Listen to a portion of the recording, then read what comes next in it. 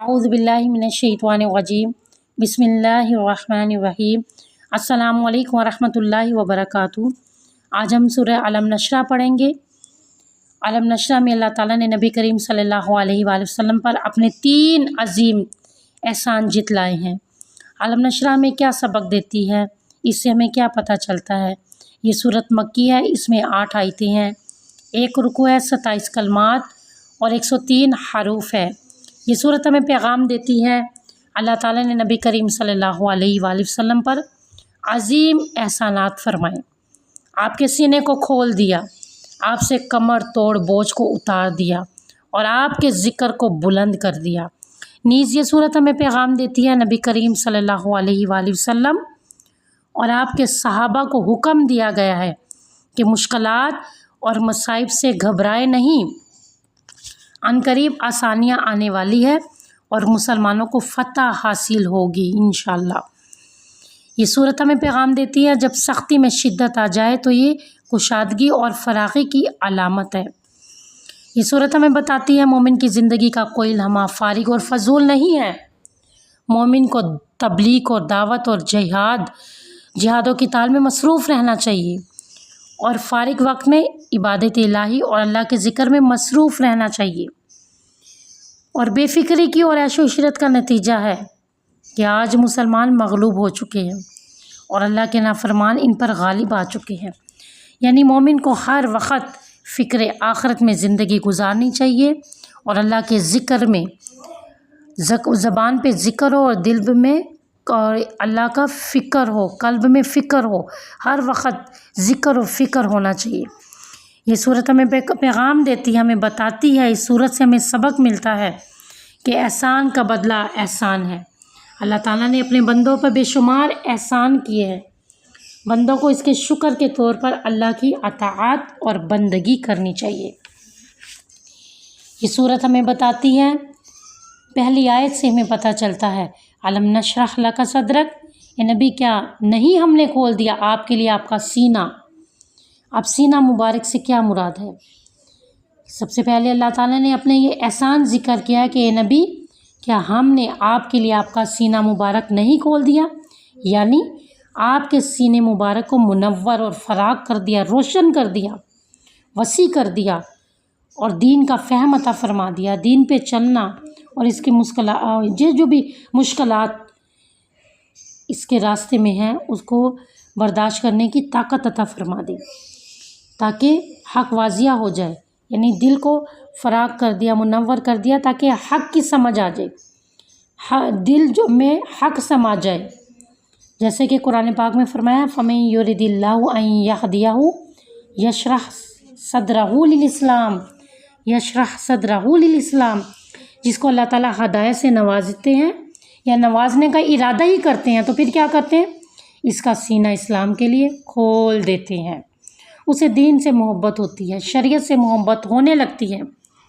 اسے دین اسلام اچھا لگنے لگتا ہے، اسے آخرت کی فکر ہوتی ہے، پھر دین کے راستے میں مشکلات، پریشانیاں، مصائب اس کو پھر یہ بے معنی رکھتی ہے، پھر اس کو ان چیزوں کی پرواہ نہیں رہتی۔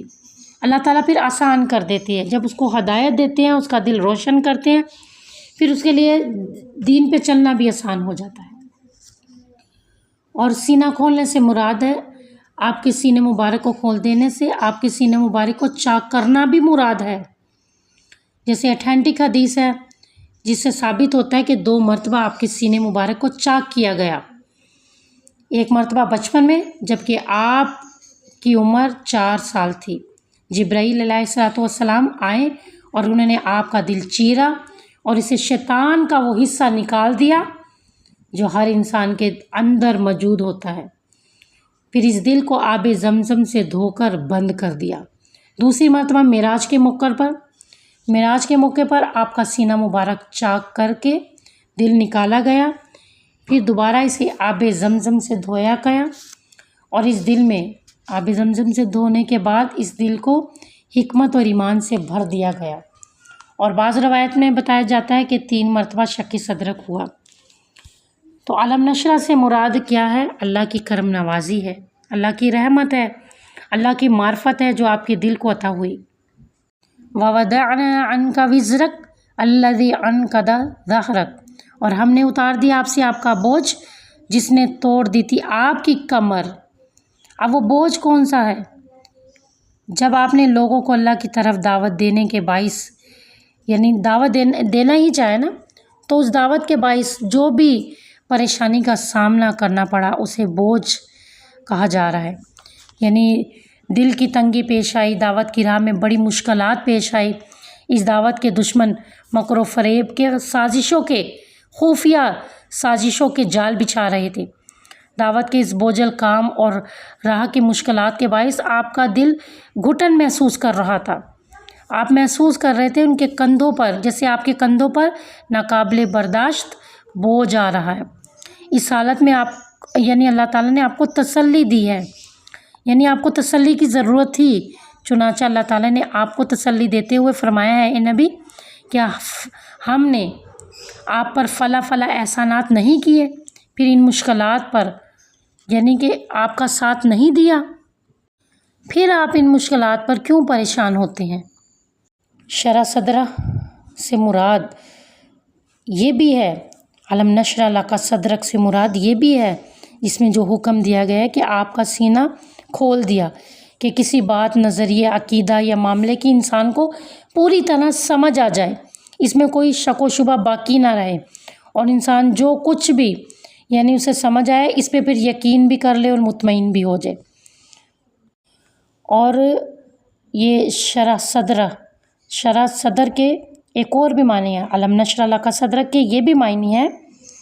دوسرا یہ بھی معنی بنتا ہے کہ جس کام کو یعنی ایک انسان مشکل سمجھ رہا ہے اور ناممکن ہے، اسے سمجھ نہیں آ رہی، راستے میں مشکلات کا سامنا کرنا پڑ رہا ہے، تو اللہ تعالیٰ پھر کیا کرے، اس کام کو اس کے لیے آسان ترین کر دے، یعنی وہ بوجھ اٹھانے کی طبیعت آمادہ ہو جائے، انسان یوزڈ ہو جائے، اس بوجھ اٹھانے کی طاقت اور صلاحیت، یعنی وہ مشکلات کا سامنا کرنے کی صلاحیت انسان میں پیدا ہو جائے۔ اور یہاں مراد نبی پاک کو تسلی دی جا رہی ہے کہ اللہ تعالیٰ خود بخود آپ کے کام آسان فرما دیں گے، جیسے کہ سیدنا موسیٰ علیہ السلام کو جب نبوت دے کر اللہ تعالیٰ نے فرعون کے پاس بھیجا ہے کہ میرا پیغام پہنچاؤ، تو اس وقت حضرت موسیٰ علیہ السلام نے دعا کی کہ رب اشرح لی صدری ویسر لی امری، کہ اے میرے رب میرے لیے میرا سینہ کھول دے اور میرے لیے میرا کام آسان بنا دے۔ اس آیت میں سوالیہ انداز بیان اختیار کیا گیا، سوالیہ علم نشرح لک صدرک، جس کے سے پس منظر پہ روشنی پڑتی ہے، یعنی بتایا یہ جا رہا ہے کہ جب رسول اللہ صلی اللہ علیہ وسلم نے دعوت کا کام شروع کیا ہے تو وہی قوم جو آپ کے گن گاتی تھی، کوئی آمین صادق امانت دار کہہ رہا ہے اور آپ کی تعریفوں کے پل باندھ رہی ہے اور آپ سے محبت بھی کر رہی ہے، وہ ساری قوم آپ کی دشمن بن گئی۔ یہ بات آپ کے لیے تکلیف دہ تھی، آپ کو بہت زیادہ اس بات کی جو تھی پریشانی محسوس ہوتی تھی، آپ حیران ہوتے تھے، اور یہ کہ جس طرح آپ نے دعوت شروع کی تو یہ قوم دشمن کیسے بن گئی۔ تو اللہ تعالیٰ نے پیغمبر اسلام اور اسلام لانے والے مسلمانوں کو اتنا عظیم حوصلہ دیا ہے، اس صورت میں حوصلہ دیا ہے کہ کفار مکہ کے جتنے بھی ظلم آپ سہ رہے ہیں اس کا انعام بھی ضرور ملے گا۔ اور پھر یہی وجہ تھی، یہی اللہ پاک کا حوصلہ، ایمان اور طاقت اور اللہ کی بہت بڑی مدد تھی کہ اتنے ظلم کے باوجود نہ صحابہ کرام تھکتے تھے اور نہ جھکتے تھے اور نہ دبتے تھے، اور سب سے بڑھ کر حوصلہ آپ صلی اللہ علیہ وسلم کو دیا جا رہا ہے، کیونکہ آپ ہی کی ذات، کفار جتنے بھی کافر تھے، کفار کا اصل ہدف ہی آپ صلی اللہ علیہ وآلہ وسلم کی ذات تھا، وہ سب سے بڑھ کر جو نا دشمن آپ صلی اللہ علیہ وآلہ وسلم ہی کو سمجھتے تھے۔ آپ صلی اللہ علیہ وآلہ وسلم اور آپ کی رسالت کا، آپ کے کلام کا، آپ کی ذات کا مذاق بنانا ان کا دلچسپ مشغلہ تھا۔ آپ کو جسمانی ایذاء کی انتہا اس سے زیادہ کیا ہوگی کہ مکی دور میں کافروں نے آپ پر 7 مرتبہ قاتلانہ حملہ کیا، 7 مرتبہ آپ کو قتل کرنے کی کوشش کی، اور جب بھی کسی مسلمان پر ظلم و ستم ہوتا تو اس دکھ میں آپ برابر کے شریک ہوتے۔ اس آیت میں اللہ تعالیٰ نے یہ احسان یاد دلایا ہے کہ ہم نے آپ کو مصائب میں، مشکلات میں ہم نے مدد نہیں کی آپ کی، اور ان مصائب کو، مشکلات کو برداشت کرنے کی ہم نے طاقت نہیں دی آپ کو۔ اور کمر توڑ بوجھ سے مراد وہ بھی ہے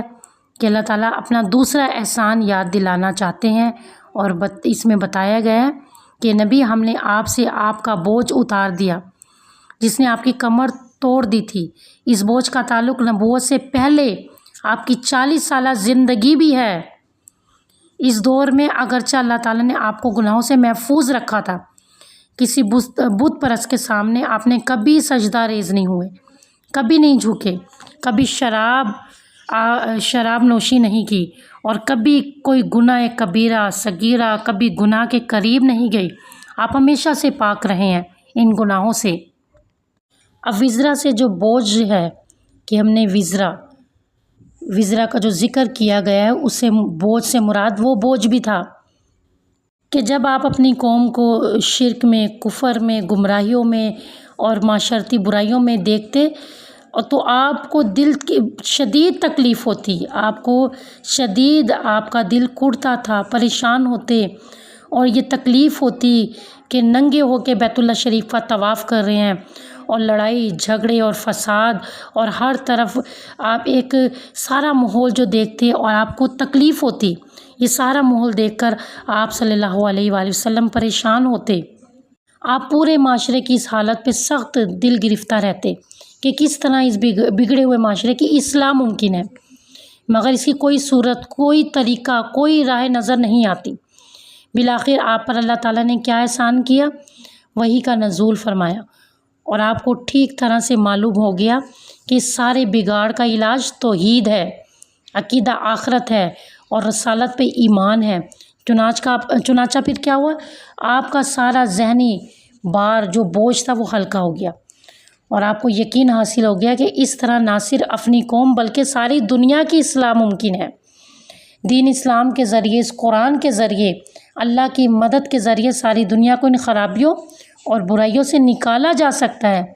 جس میں اس وقت سارا عرب بلکہ ساری دنیا مبتلا تھی۔ تو وہ بوجھ بھی ہے کہ اللہ تعالیٰ نے وہ پھر کیا کیا؟ آپ کا بوجھ اتار دیا، جو آپ کو اس کی فکر ہوتی تھی، یعنی معاشرے کا بگاڑ دیکھ کر، فساد دیکھ کر جو آپ کو یہ ٹینشن ہوتی تھی، اللہ پاک نے وہ بھی آسان فرما دیا دعوت اور تبلیغ اور قرآن اسلام کے ذریعے سے۔ جیسے کہ اللہ تعالیٰ نے قرآن پاک میں فرمایا ہے کہ اِنَّا سَنُلْقِي عَلَيْكَ قَوْلًا ثَقِيلًا،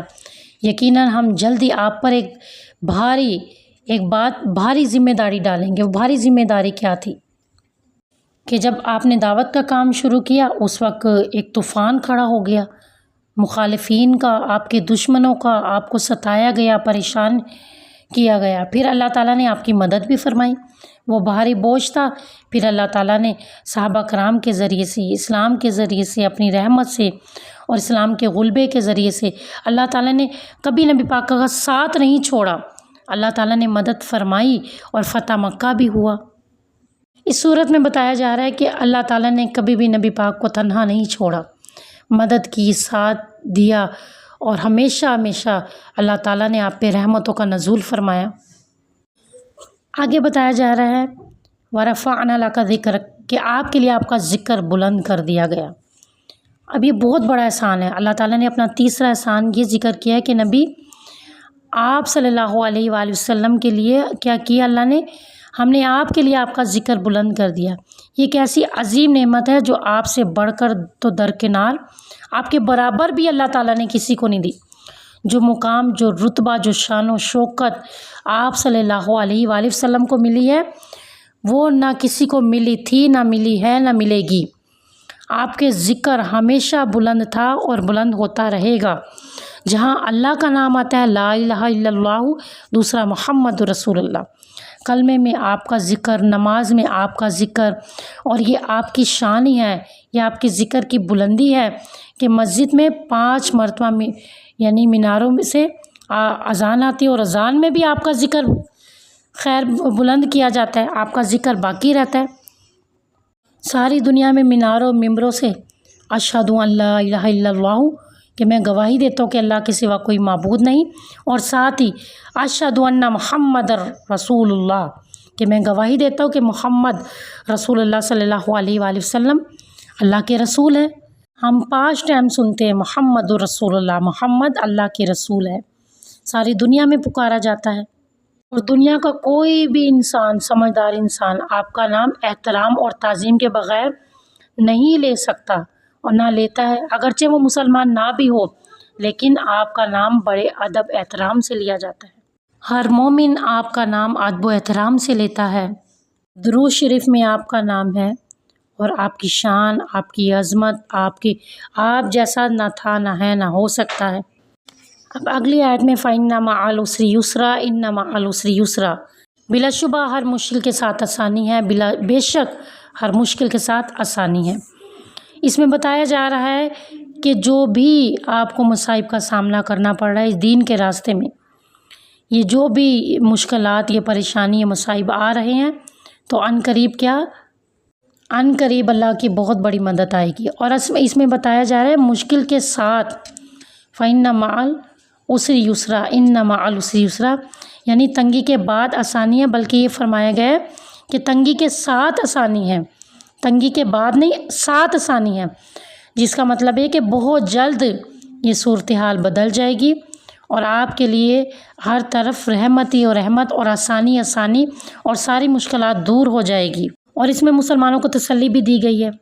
کہ مشکل وقت حوصلہ اور صبر کے ساتھ برداشت کریں، بس تھوڑی دیر بعد اللہ تعالیٰ کایا پلٹ دیں گے۔ یعنی مشکلات سے گھبرائے نہیں، یہ مشکلات ہمیں ہمارے رب کے قریب کرتی ہے، اور مشکلات کے بعد لازمی اللہ تعالیٰ جس نے مشکل دی ہے وہ آسانی بھی دے گا۔ اور رات جتنی مرضی گہری ہو، رات کے بعد دن کی روشنی بھی ضرور ہوتی ہے، دن بھی ضرور، سورج طلوع ہوتا ہے۔ فَإِذَا فَرَغْتَ فَانصَبْ وَإِلَىٰ رَبِّكَ فَارْغَب، پر جب آپ فارغ ہو جائے تو محنت کیجیے اور اپنے رب کے پاس، اپنے رب کی طرف رغبت کیجیے اور اپنے پروردگار کی طرف راغب ہو جائیے، مشغول ہو جائیے، اللہ کی یاد میں مصروف ہو جائیے۔ اب اس آیت میں اللہ تعالیٰ نے فرمایا کہ نبی کریم صلی اللہ علیہ وآلہ وسلم کو ہدایت فرمائی گئی ہے کہ ان سختیوں کا مقابلہ کرنے کی طاقت آپ کے اندر ایک ہی چیز پیدا کر سکتی ہے، وہ چیز کیا؟ اللہ کا ذکر، کہ جب آپ نماز یا تبلیغ یا جہاد وغیرہ سے فارغ ہو جائیں تو خوب اللہ کا ذکر کیجیے، اتنی عبادت کریں کہ آپ کو تھکن محسوس ہو، نیز آپ اپنے رب سے جنت کی امید رکھیے اور اسی سے مانگیے، اسی پہ یقین، اسی پہ بھروسہ، اسی پہ اعتماد، وہی دے گا، وہی قدرت والا ہے، وہی عظمت والا ہے، وہی شہنشاہ ہے، وہی بادشاہ ہے، وہی داتا ہے، وہی دینے والا ہے، اور اللہ ہی کی ذات دیتی ہے۔ یعنی ہم اپنے آپ کو جتنا اللہ کی یاد میں مشغول کر لیں گے اتنی زندگیاں اور سختیاں بھی آسان ہو جائے گی، اور زندگی گزارنے کا آسان طریقہ ہی اللہ کی یاد ہے۔ یہ چھوٹی سی صورت ہے اور یہ ہمیں بہت پیارا پیغام دیتی ہے۔ یہ چھوٹی سی صورت میں ہمیں بہت سبق حاصل ہوتا ہے۔ یہ چھوٹی سی صورت ہمیں بتاتی ہے کہ کبھی نہ گھبرا کے پریشان اور مشکلوں سے پریشان ہو کے زندگی نہ گزارے، بس اللہ تعالیٰ ضرور امید میں، یقین میں، بھروسے میں زندگی گزارے، مایوسی میں زندگی نہ گزارے، نا امیدی میں، مایوسی میں، اور اس طرح کی بات مت کریں کہ میرے ساتھ ہی مسائل ہے، میرے ساتھ ہی مصائب ہے، میرے ساتھ ہی پریشانیاں ہیں۔ ہمارے نبی کے ساتھ بھی پریشانیاں، مصائب، مشکلات آئی ہیں، اور اللہ کی رحمت سے فتح بھی ہوئی، کامیابی بھی ہوئی، اور پریشانیاں دور ہو بھی گئی۔ ہمارے ساتھ بھی یہی معاملہ ہوگا، جتنی مرضی پریشانیاں، مشکلات ہوں، انشاءاللہ اللہ کی بھی مدد ضرور آئے گی۔